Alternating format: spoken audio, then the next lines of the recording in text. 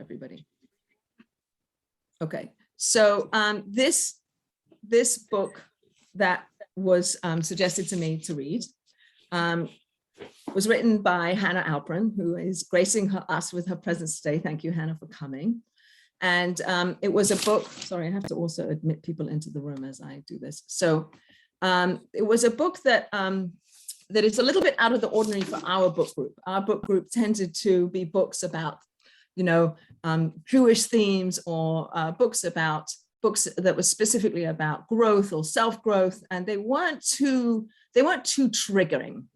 And somehow in the last 2 weeks, I've done 2 programs that have been ones where people have said to me, why are you doing this? And why do these programs? And I think that it's because they are triggering and they are important conversations to be had. And so I'm very happy to say that over 20 people are on this call. As much as it's triggering, it's also an important conversation to be having about relationships, about sisterhood, about the relationships we have within families, with our mothers, with domestic violence and abuse. All of these things are topics that come up in this book. So I'm going to introduce Hanna. I'm going to ask her a couple of questions. And the goal of this is to be a book group with the author in our midst. So we can ask her questions, but we can also have a conversation about things that this book evoked in you, emotions that you felt, or things that you want to talk about, or something you'd like to share with us. I think it's a bit of both. It's sort of a little bit like, I'm not quite sure how this is going to go, because it is Hanna's here, let's ask her questions, but it's also about our journey reading this book, what it meant to us and how much we enjoyed it, or things that were hard for us. So I'm going to mute everybody just so that it's not noisy. So when you would like to participate, which I encourage you please to do, you would just unmute yourself, please. So Hanna Halperin, I believe you live in Boston. I actually don't know, but I imagine you live in the Boston area. Mm-hmm. You are a graduate of the MFA program at the University of Wisconsin in Madison, and instructor of fiction and writing at Grub Street in Boston. You also work as a domestic violence counselor and have written many stories which have been published in various publications, including the Kenyon Review, the New Ohio Review, and others.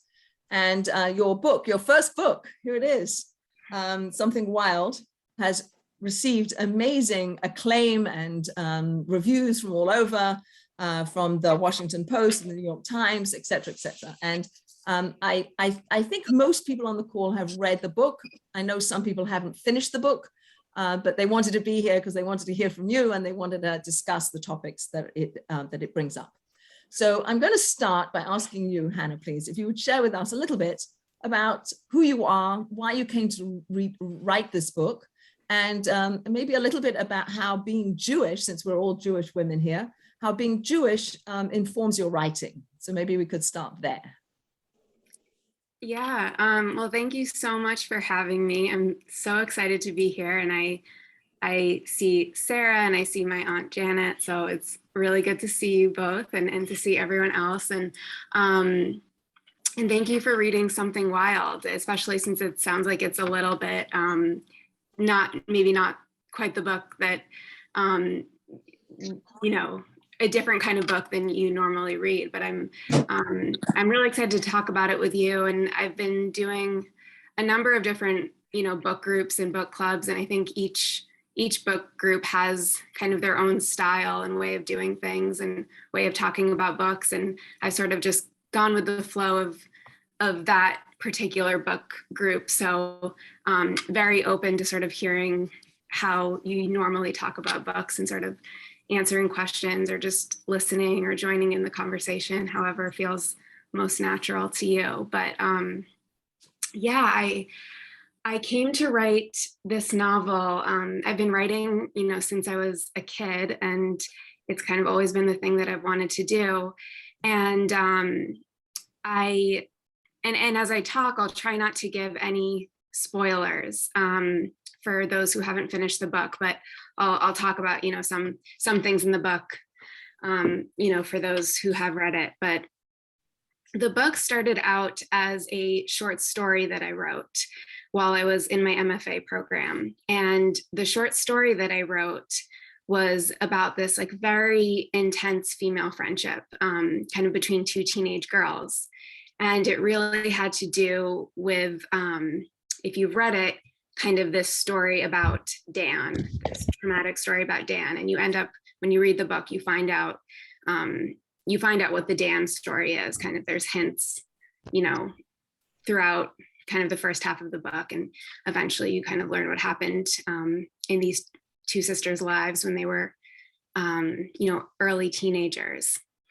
And kind of how this traumatic event ended up shaping their relationship and kind of shaped their lives moving forward. And when I wrote the story, I wrote it as these two girls being friends, not sisters. And it was really about how this friendship kind of had a falling out.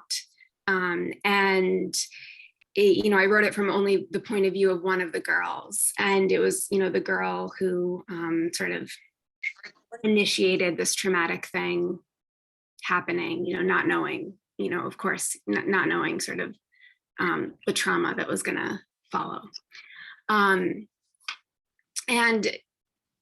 I after I wrote this story, it was such a like weird and disturbing and traumatic story. And I was like, I don't know where this came from in my head, but it also seemed to be getting sort of interest and attention from other people, journals, my professors, or people in my cohort that maybe my other stories weren't getting, and I was really interested in it too. There's sort of this sense of danger in the story, and I think that time of life, sort of that time of girlhood, was really interesting to me. It was very vivid, and I could imagine the story being bigger. And I was really wondering, what would happen to these two girls as they got older. And when I decided to make it into a novel, I decided to make the two girls sisters instead of friends. Because, when you're sisters, when you're family, you don't really have that option as much to go your own separate ways. And, when something like really traumatic or terrible happens, you're still with one another. And so that's kind of how this sister relationship was born. And while I was turning it into a novel, I ended up getting a job as a domestic violence counselor, which, felt kind of random to me at the time. And, I was interested in the work, but I didn't really know what I was getting into. And through that work, I just, I was living on Martha's Vineyard, and that's where I was doing the work at the time. And it was a very small community, and really seeing the ways that violence and trauma is passed down in families. And so I just became very interested in the Bloom family, and who these two girls, who their mother was and who their father was. And the story was so much about divorce, and the two parents both remarried, and who did they remarry. And obviously one of the sisters becomes very close to the stepmother, and one of the other sister becomes very close to the stepfather. And I was like, why did these two allegiances happen? And how does this shape the family moving forward? And so it started off as sort of, it really was a story about Nessa at the beginning. And then it just became a lot bigger. I started writing in Tanya's voice. I started writing in Lorraine's voice, and it became a story about a family. And that was sort of my journey into how I came to write this novel, and, sort of asking all these questions about, how a family changes over time. And, it's pretty dark, but my hope is that there's some hope in there as well. But I'd be interested to know sort of your take on it. I think, like, when I went into my MFA program, I was 24, and I'd been writing all my life, but I didn't really know how to think about, oh, what do I write and what am I interested in writing about? And one of my professors, Judy Mitchell, she, when I was talking to her at the beginning of this, at some point in the semester, she said to me, she's like, oh, well, you write about like, young Jewish women. And I was like, oh, like, yeah, I guess I do. But I didn't even I didn't even think of that. Cause like, I'm Jewish and my characters were Jewish, but I kind of just took that for granted. Like, and I think when I started thinking about that more deliberately, those sort of, I pulled them out more deliberately in my writing once she sort of vocalized that to me. And in this novel, particularly, I made the decision to have the family be interfaith. The mother's Catholic, or sort of a lapsed Catholic. She's not particularly religious, and their father is Jewish. And I was very interested in sort of when a family goes through a divorce, and especially sort of in these formative years of early teenage, like how that affects the girl's identity, and sort of which parents they end up identifying with, and parents' partners who they end up identifying with. And it was pretty subtle in the first draft, and that was actually something my editor was really interested in, and she was like, maybe in editing, sort of pull those themes out a bit more. So I think it's always in my work, but it's perhaps not one of the central themes, but it's in there a little bit anyways. Hey, well, you have a rapt audience here of Jewish women all selling over you right now. So I don't want to be the one with the questions. I have some, but I'd like it to be a book group in the sense that we're all in this circle, even though we're all on a screen with little boxes. Please unmute yourself and join the conversations, ask question, give a reflection. How did you listen to the book? What resonated for you? Any comments, any thoughts, any questions, anything? Let's get the ball rolling. Margaret. Yeah. Thank you, Hannah. I found the book, it was dark and difficult, but it was compelling. And I'm a clinical social worker. I work with people with all kinds of problems. I don't specialize in domestic violence, but it felt really authentic to me. And while reading it, I began to wonder if you, the author, had some personal experience. And when I learned through the invitation from Alyssa that you had worked in a setting like that, it fell into place. It made a lot of sense. I thought it was really powerful. And I think the book does end with a note of hope in the relationships between the sisters. The other thing I wanted to add about the Jewish theme is that I think there is a kind of lore, I don't know what to call it, that this doesn't happen in Jewish families. And I have no personal experience of it, but I know there have been occasional high profile cases in the news, and that in all the bathroom stalls in the synagogue and so forth, there is a sticker saying most Jewish people, men, don't abuse their wives, but some do. So that's a whole other theme, I think, that might be interesting.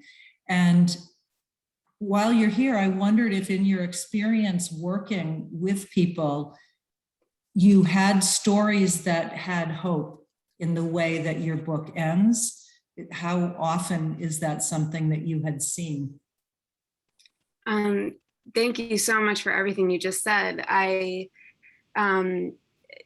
Elisa had mentioned that there's a lot of therapists and social workers here. Mm-hmm. And so I was curious, as someone who is both the daughter of two therapists and has worked in kind of the social work fields as well. I'm, really curious in terms of,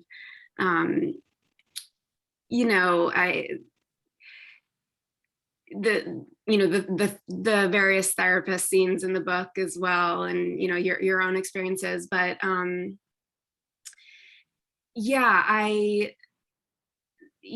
thing that I've learned, so I was working in sort of direct services as a domestic violence and rape crisis counselor for a few years, and now I work at an intimate partner abuser education program. So they provide, counseling and education for the abusers. And I'm reaching out to the partners and ex-partners of the abusers. And one thing that I've just learned through this work is just how prevalent it is. And it's just that domestic violence doesn't discriminate. So it just happens, every race, every religion, every socioeconomic background. And I think you're right that, like, I guess it doesn't seem like it's talked about very much in the Jewish community, but it happens just as much in the Jewish community as it would in every other community.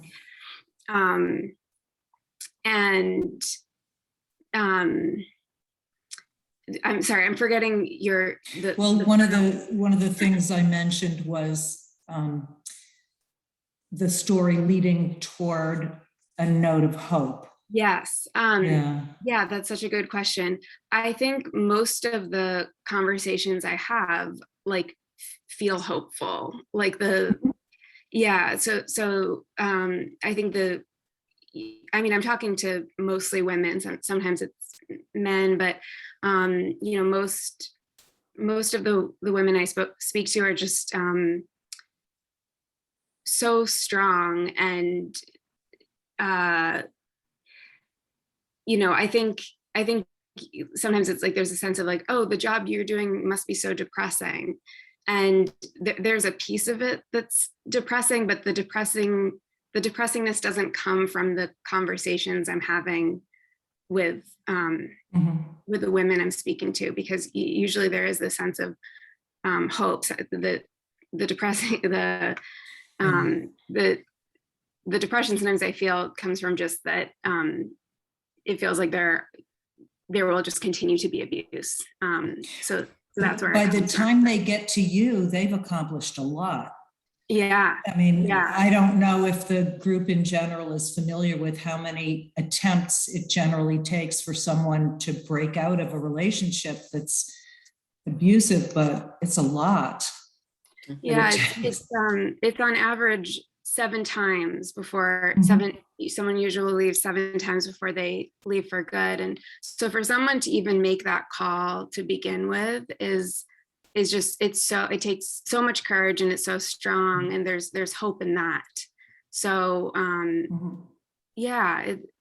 that to me feels I don't know, usually there's something positive in that. Well, it occurs to me, and then I'll stop, but the specialty that I have is working with people dealing with significant medical issues and how they adjust and cope with those. And I see a lot of women going through treatment for breast cancer.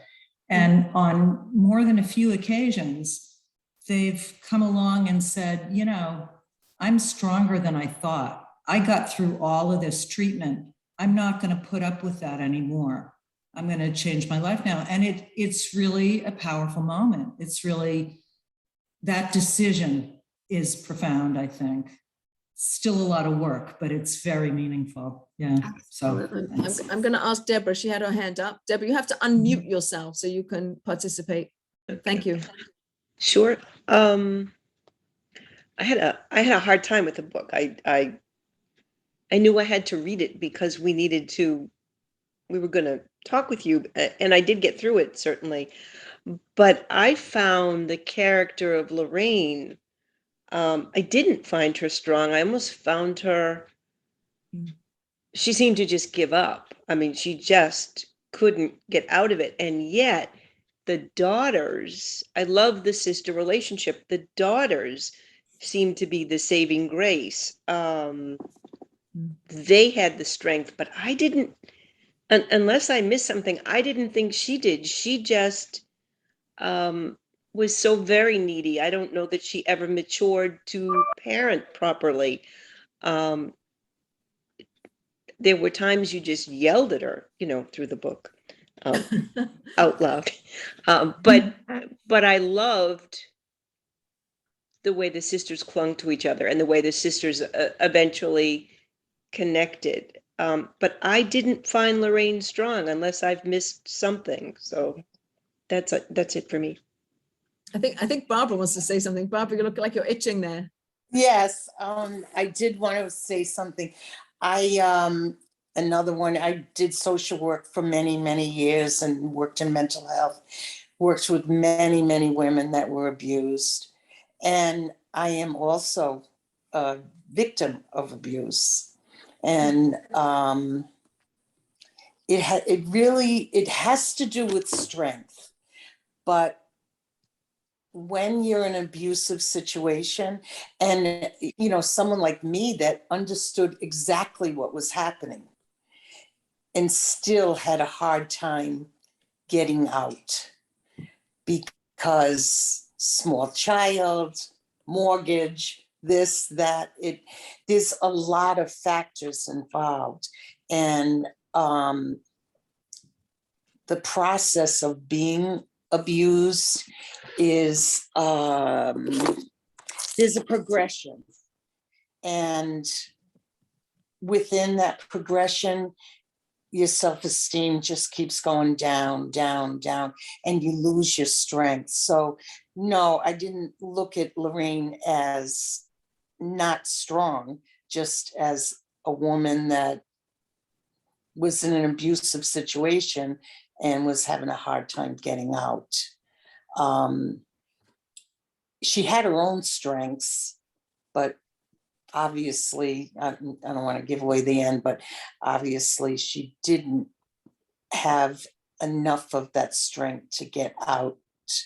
But she was also, along with that, most of the time is the threat to either yourself or your children or your family. And, that makes it even more difficult for women to leave, especially because when a woman leaves a situation like this, that is the most dangerous time of all. Because if the abuser sees, wait a minute, they're really going to try and make the break, that's when the violence can really escalate and quickly.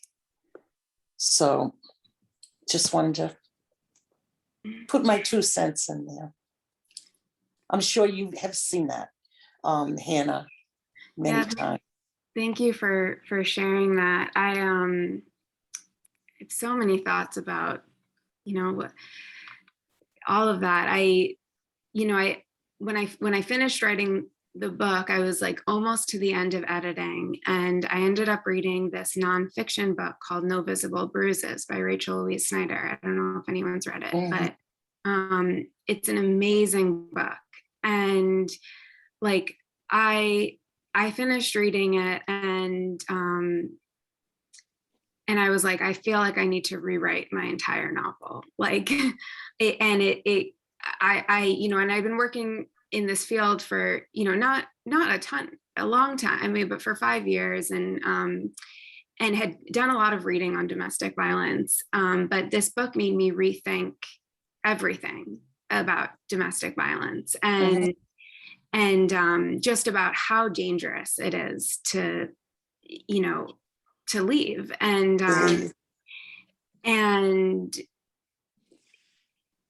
it was at this point, like where I was in the editing, we were down to like fixing commas and stuff, so, and I said to my editor, like, I need to go back and rewrite like all of Lorraine's sections, because I was like, I don't feel like I'm giving her story justice, and I want to write it correctly. And I did go back and do some editing, but what I kind of came to realize was, okay, this novel is really about the sisters, and I could go back and, write, more of Lorraine, but it would end up being a different book, and it would be, you end up seeing some of Lorraine's story and some of Lorraine's voice, and I thought it was important to have her voice in there. but in some ways you only see a small part of her story, and you only see a small part of what really has been going on in her marriage and in her relationship. And part of that, I think, is like, when someone does disclose to you that they're in an abusive relationship, usually you're only hearing a small part of what's actually going on. But I think it was, in some ways, I kind of had to make that decision of, okay, I can't spend hundreds more pages of going into that, because it would just end up being a different book. But that was something I struggled with. I think too, with Jewish women, there's the whole family thing, and this isn't supposed to be happening. And for me, because I just went through, I should have known better, because how many women did I help? But there's also the thing, and I think that this is, in particular with Jewish women, is this isn't supposed to be happening in my family. And so you keep it hidden, which is the worst thing to do. There's that shame. Yes. Yeah. Yeah. But Yeah. let's talk Even about if you know better, there's Yeah. still that shame. Yeah. Yeah. I know there's lots of people here who have lots to say. Rebecca, go. Yeah. You have to unmute yourself, please. One of the first things that happened when I was reading this is everything that just happened with the Gabby Petito girl and the laundry guy who is now disappeared. And I couldn't, it was so powerful, because I remember just seeing everybody must know that story where she was murdered by him, allegedly. I mean, they haven't found him yet, but she had been suffering abuse. But you'd see these pictures of them, these beautiful pictures of them, just like they looked so in love. And yet, he had beaten her up a few times. And I mean, it hasn't been resolved other than her body has been found. So this is an extreme situation, and he's gone missing.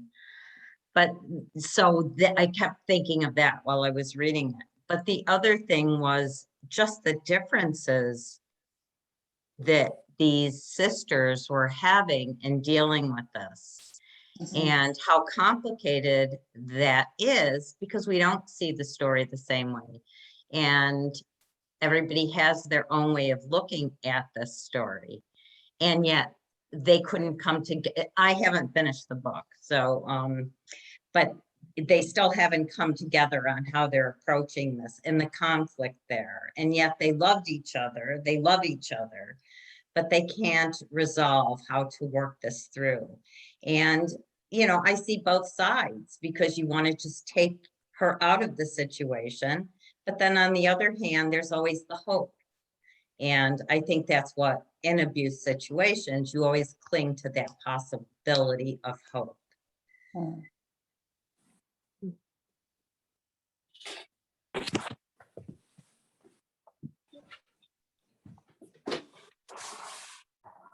I have a question or a comment. I loved the book. I was so touched by it.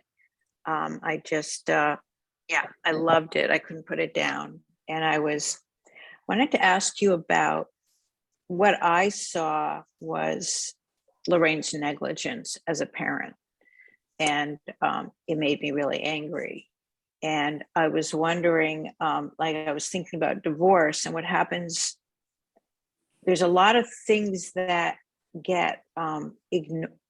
They kind of fall in the cracks for children that are being raised in a family with a divorce. And I'm wondering, is that a thing? Is there more abuse, or is this more likely to happen? Because it seems that it is.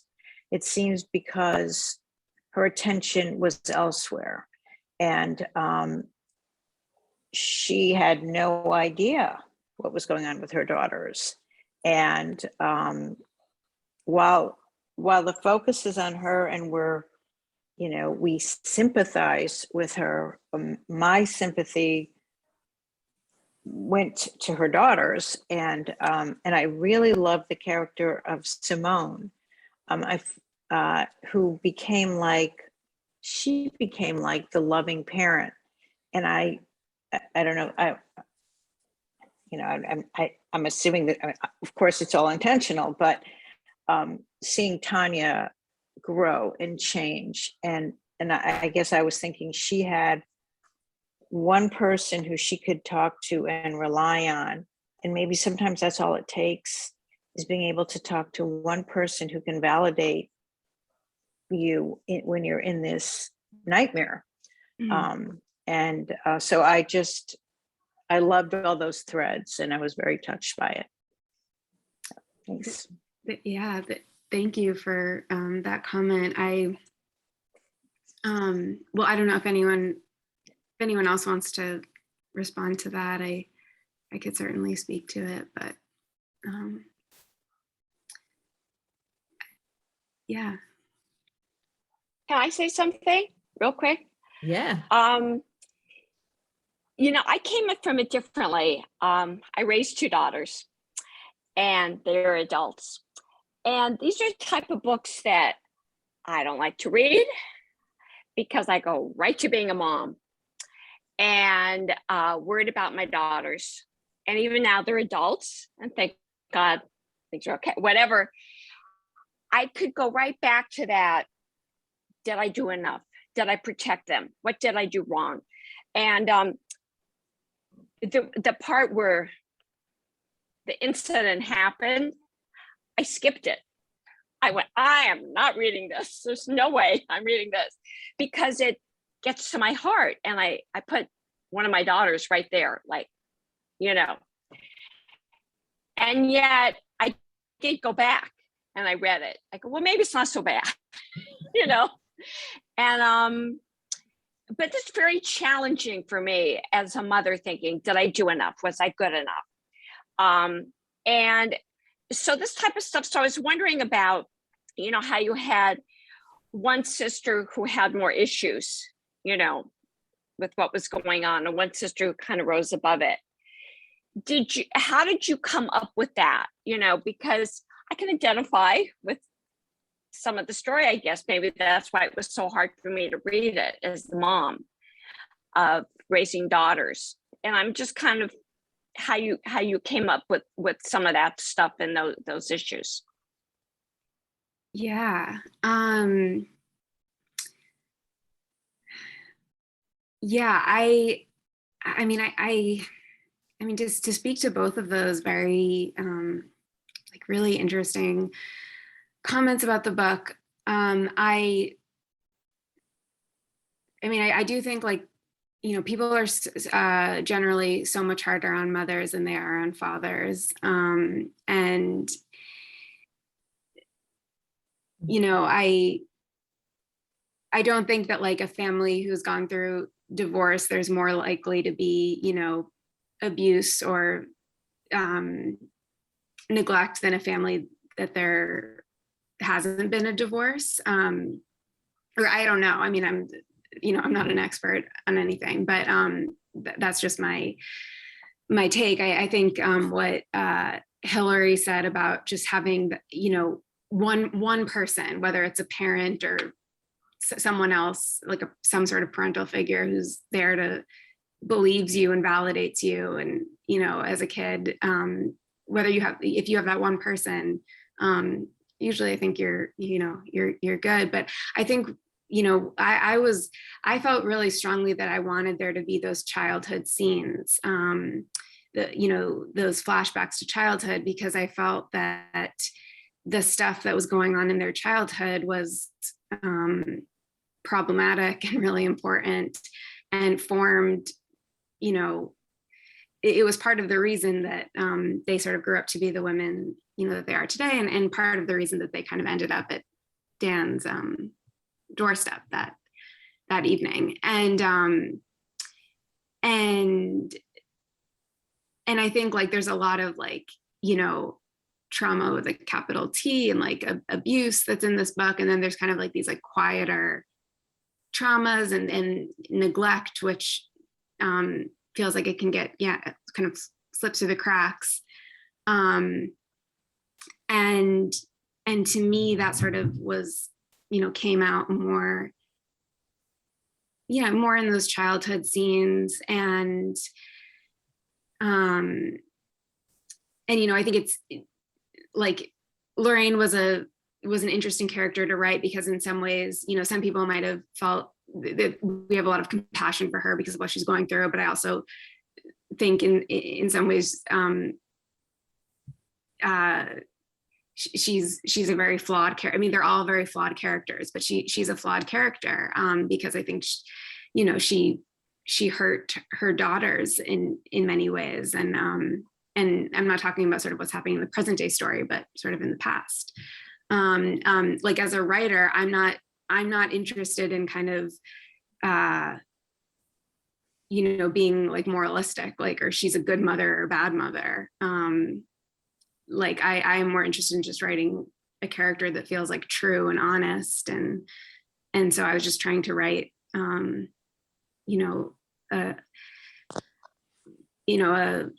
a character that felt full in that way, not wanting to write like a perfect mother, because I'm not a mother. I don't know if that exists. Like if I ever become one, I doubt I'll be a perfect mother. But then, in some ways, like it's easy to forget about Jonathan, but he's not there at all, not to, to compare them or like who's the worst parent, but like, he's not there at all. And I do think, again, I think we tend to be harder on mothers than fathers, but, and yeah, I mean, I could go on a lot about this, but I think in some ways Nessa and Tanya had very different childhoods, and sort of were cast in different roles in their childhoods, and that was something I wanted to explore too. Hannah? Yeah. This is Deborah. I think what's just dawned on me is, no matter how we feel about the book, you did a great job. This is one, you really nailed it. These characters are real. They just we're having these interesting conversations, but these are fictional characters. But I think you did a beautiful job of writing them, because there's so much to talk about, no matter how we feel about the way the story went. I think, and I don't think it hit me till just now, it was beautifully written, the characters and the character development, and they're clearly believable. I too have two daughters who are grown now, and that story with Dan is scary, but that's not quite what happened. Thank God. I don't believe. But I do think one of the girls called him out, called the father out near the end of the story. She absolutely said, "You're not free." But the point is, these were believable, well-developed, well-fleshed out characters, and nicely done. Thank you. Yeah, well No, done. Thank you. I think that's also Who's why a talking? Oh, lot of Adina. us, sorry. Sorry, Is that go, okay? go, Adina. Yeah. I think that's also why a lot of us had so much sort of difficulty reading it. It wasn't even just the descriptions of the violence, it was that we could feel that same like being charmed, and how she sort of fell for it. And even though she could feel that there was something that was going to be coming, and it wasn't, it same like her, it hit us sort of out of nowhere, like all of this major Frank violence. And that I think that really spoke a lot to how these relationships really are, I think. I mean, I don't know personally, thank goodness, but it's my impression that that's, how it goes. And that's why it becomes so difficult to leave, because it's not all straight, yes, no, black, white, all of that. The other point I wanted to make is that I thought it was so interesting. At the beginning, all of a sudden, everyone keeps talking about hope. And I'm like, did I read a different book? Because I did not really get hope. The only thing that I got like hope directly from was, the pregnancy. But then I guess thinking about it also, like this sister relationship and the fact that, they I think that Nessa looked really hard for her husband as like the opposite of the father figures that she was sort of exposed to. So she very like deliberately picked her husband for who he is and the kind of father that she anticipates he's going to be. And I think that, you know, that sister bond and that sort of is hopeful. But in terms of Lorraine, I didn't get any hope. Sorry. That's fair. Francine, you're itching. Yes. So I haven't gotten very far in the book, but how do you not get mad at people who just like don't seem to grow up? I know it's a funny question. Do you know what I mean in the book? Sorry, what was the question? How do you not get mad at the sister that just won't grow up, kind of? Gotta read the rest of the book. Read the rest of the book, Hillary. Okay, that's the maybe it's the wrong question. Francine, I know you want to speak up. Yeah, Please. you know, Two things come up for me is that the characters were developed with such vulnerability, being fragile, and being real. So that is what kept me so into the book. As the mother of 4 children, 3 daughters and a son, I will tell you that each one of them have had a different experience growing up. And I would say that my brother and I, if you asked us the home that we grew up in, it wouldn't be the same house. And my parents were Holocaust survivors. So things were laced with brutality and violence and death. And my brother was more impacted than me for a long time. So I would say that, you know, when someone said about women, the 2 daughters growing up, they were growing up in their own time. And their transformation came through what they had to deal with Lorraine. That's what I sensed in what you wrote, Hannah, that it was what their mother had experienced that gave them the courage to be the women they became. So Thank you that's my for take on that. sharing that. That's, yeah, I think that's really interesting what you said about, you know, siblings growing up in the same house, but different houses. And I do think people sort of grow up on different timelines, and that's, yeah, that's okay. And I have identical twins. Couldn't be more different in how they approach life, how they live life, how they choose to be in the world, and learn to have compassion for both of them. Because I launched them and now it's their job. Barbara Mayer really wants to speak. So Barbara, you have to unmute yourself. And then Laura. I wanted to thank you again, Hannah, for this amazing book. And I agree with so much of what's been said. I found it really compelling. I just couldn't put it down, and I haven't finished it yet. So around 7:25, I came to about the climax of the book, and I said, oh no, do I have to put this down to join the discussion? But I did. And I just wanted to bring up another question, and that was the question of religious identity. I think that was somewhat a minor theme in the book, but I think it's an important one.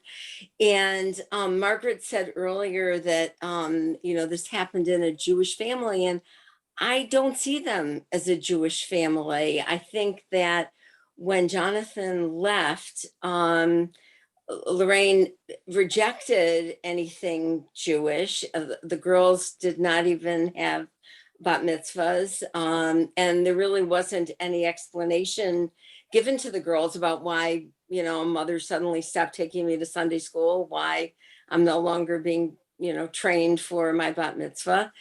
And then we see it in their choices of significant others. When Tanya chose Eitan as a formerly Orthodox man, I think that she was trying to form a Jewish family, and whereas Nessa did not seem to have that interest. And there was a point in the middle of the book where Tanya said that everything that was good and safe and hopeful, I don't know if she used the word hopeful, but everything, you know, in the family that was good was the Jewish part of the family. Does anyone remember that better than I do? I at the time I was struck by that her associations with things Jewish were always positive and good. And she didn't say anything negative about the rest of it, but then I couldn't help but make that connection. But yeah, really enjoyed the book, Hannah. Thank you. And well, enjoyed it. It was difficult. I don't mean to say that, but the characters were very human and believable, and the book was full of suspense that you know, I found very compelling. Thank you. Thank you. Laura. So, sorry, I'm trying to connect a few sort of thoughts that I'm not sure connect, but I'm going to try. But I really kept thinking about the theme of wildness and what was wild, because it's, you know, something wild. And I think at one point you say it's loneliness that's wild, which I thought was really interesting. I actually, obviously, it comes to a very unfortunate situation, but before the two girls get where they're going, I really love the portrayal of kind of emerging sexuality as as something that's unformed and sort of hasn't gotten constricted by like all of these systems that are going to potentially be damaging or exploitative or whatever it ends up being. And I thought that was a really beautiful thing and sort of echoed, I don't know, like had its own wildness, like sort of competitive wildness with the loneliness that I thought was really beautiful. And obviously, I thought about like, obviously, I think the abuse itself, I think we think of that as having a wellness, but I think the book goes to a lot of pains to show that in fact, that's very much something that is existing in systems rather than something that's existing outside of them. And that's something important about it, that's something that only can be perpetuated both through that individual planning that the abuser is doing, but also then through the court system and all these other systems that are allowing it to continue in the way that it does, I guess. And I do think at the end you gave them a little bit of redemption, because just as the like violence itself wasn't just that sort of, you know, the horrible like violence that we get in those sort of eventful moments, but it was these little bits of violence, be it, you know, the violence of Jesse or the neglect with the parents, right, that accrue over time. In the end, you give them small redemptive choices. Both girls face a sort of moment where they have to make a redemptive choice. And for Nessa, that's deciding to like get rid of the one boyfriend when it's not what she wants. There's not like, it's just like, no, that's not what I want. Like, that's not it, you know? And not to sort of get drawn into something that seems a lot like something Lorraine would be in. And obviously for Tanya, it's not like having that whatever fling with that one guy. And she has the moment where she comes very close. And at that moment, I'm like, she's not going to have her have the fling, because that would be a really unredemptive ending. And I'm like, we need something. So anyway, that's it, I guess. But I guess I'm interested in like sort of wildness versus like containment in systems and the way that's working in the book. I love that comment. Thank you for that. I don't know if anyone else wants to say anything to that. I mean, you picked out the line in the book. I couldn't think of a title, you know, the entire time I was writing it, and you picked out the line that was my way into the title. And it was this idea of kind of loneliness being wild. And you know, I remember like someone once saying something to me like, you know, loneliness can make you do crazier things than sort of like any drug or alcohol. And that sort of, you know, stuck with me. And I think like each of these three women, or, you know, sometimes girls, are dealing kind of with their own loneliness, and they dealing with it in pretty different ways. And sort of what you were saying, like we tend to think of, you know, abuse, or even sometimes how like abusive people will talk about their abuse, you know, sort of like, oh, a rage came over me, like I blacked out, I didn't know what I was doing, like I lost control. There's this idea of, you know, yeah, it's wild, you know, and it really sort of takes all accountability out of it, when in fact it's a choice. And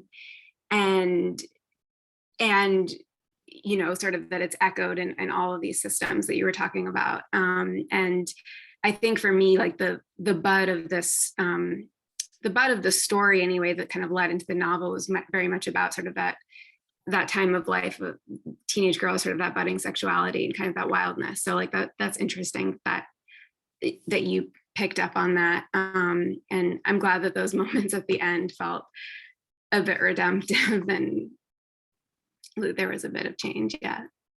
Yes, Sarah. So I'm not going to talk about themes in the book because we've covered them quite a lot, but I love the way you write. I love the fact that like every word seems to be so carefully chosen and your observations. So I'm just wondering, Hanna, what's next? Yeah, I've been editing my second novel, and it's another lighthearted book. It's basically a portrait of a relationship, and it's about addiction and codependence and obsession, and it's kind of different from this one. It's like written in the first person. It's about this young woman who falls in love with a man who's an addict, and it's from her point of view, and it really focuses in on this one relationship. And yeah, I've been working on that, and it will be out in spring 2023. The one thing I need to feel like I want to throw out is the way we were talking about choices and abuse and things like that, is think of what COVID has made people, you know, has made people feel like that they don't have control over what they end up doing. You know, it's a fact that the murder rate's up, and I wonder, you know, I guess, you know, people are going to be wondering for a long time, how has it affected people's ability to, you know, act in a nice way toward each other versus feel like they can't now? It's an interesting question. Yeah, it's a really good question. I'm sure there'll be novels about the question sometime.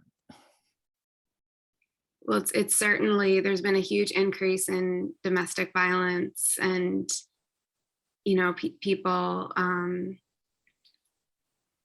you know, people at home, people having lost jobs, and you know, they're nowhere to go. I mean, right, the people that had situations where at least 8 hours a day they were somewhere else, and then suddenly they're not. Yeah, it's harder to reach out to if you're in the same space as your abuser. Anybody else, before we're getting to the end of our hour, if anybody else would like to offer a reflection, a thought, question, something, anything? Otherwise, I have one, but I'd like to offer it to everybody. Barbara, please. Unmute, please. So I was muted. Sorry, I didn't realize I was muted again. I was just curious, Hanna, if any of the characters were drawn from either actual characters that you encountered in your domestic violence work, or were they a composite of some of the qualities that you noticed in some of your clients? Yeah, so I kept like all clients and situations and everything confidential. That was really important to me. It was more that I just would notice patterns, you know, patterns in abusive relationships, and those patterns, I, you know, whether it's like the cycle of abuse. And yeah, I think someone mentioned that, you know, leaving is the most dangerous time, and things like that. I think, you know, all made their way into the book, but I didn't base any characters off of clients. Mm-hmm. Okay. Jane and Maxine. Jane, then Maxine. That's funny. That's my sister's name. Hanna, your writing just totally drew me in. Every detail, it was so detailed. And I have to tell you that I listened to the book on Audible, And the person you chose is just phenomenal. She read every character, and the changes in her tone, you could really feel the characters. It was just wonderful. So I want to thank you for that. It's really a privilege to meet you. I think your writing's sensational. I read it, I listened to it in 2.5 days. Thank you so much. I couldn't stop. It was so great. Thank you. Thank you. Thank you. It also really triggered me a lot. And for a book to do that is quite incredible, because most don't do that for me. So it was a positive and a negative. And the last thing I want to tell you is there was one thing that I don't like about the book, and that is that it ended. Thank you. Thank you. Thank you. Maxine. Okay. Hannah, I thought the scene, the telephone calls from the counselor were masterful. I thought you handled that so beautifully that I at first I was appalled. So my husband does a lot of neglect, abuse, and domestic violence cases. So I read the section to him and I said, but how can that be that he didn't tell her right away, and doesn't he know? And my husband said, of course he knows. And then, of course, I turned the page and he called her on her cell phone, which turned out to be a fatal, the way she handled it was fatal, but you were masterful. And I really want to thank you for bringing the book and for calling attention to the fact that these situations do exist. And they do exist among Jewish women. And thank you so much. Thank you. Well, I appreciate I that. get your next book. I think this is a good place to end. We're on a cliffhanger. I feel like, thank you, Hannah. Number one, thank you, Hannah. Thank you for writing the book. Thank you for, Sarah, thank you for challenging me to continue with this as our book. And the fact that 25 women sat here for an hour and wanted to talk about it and tease out and pass out the characters and the bigger themes and the relationships. And there's a lot more to talk about, which we didn't talk about. There are a number of comments that I would have liked to have followed up on. I like this thought. I have to go away and think about more about the title that you gave the book, and then the bigger transcendent picture of like how our societies don't necessarily serve us so well. So that's to be continued, and perhaps that's your secretary. It's coming out in the next book also. So thank you. We feel like we've got you as you emerge up through the ranks. So thank you for being here. Thank you for coming. Thank you everybody for your comments, for your thoughts, for reading the book, for being part of this. And keep in touch with Core Connect Rhode Island. Come to our events, come to our book groups, come to our panel conversations, some on Zoom, some in person. Stay connected. Please keep coming to our events. I'm going to stop the recording so we can then say whatever we want to say. So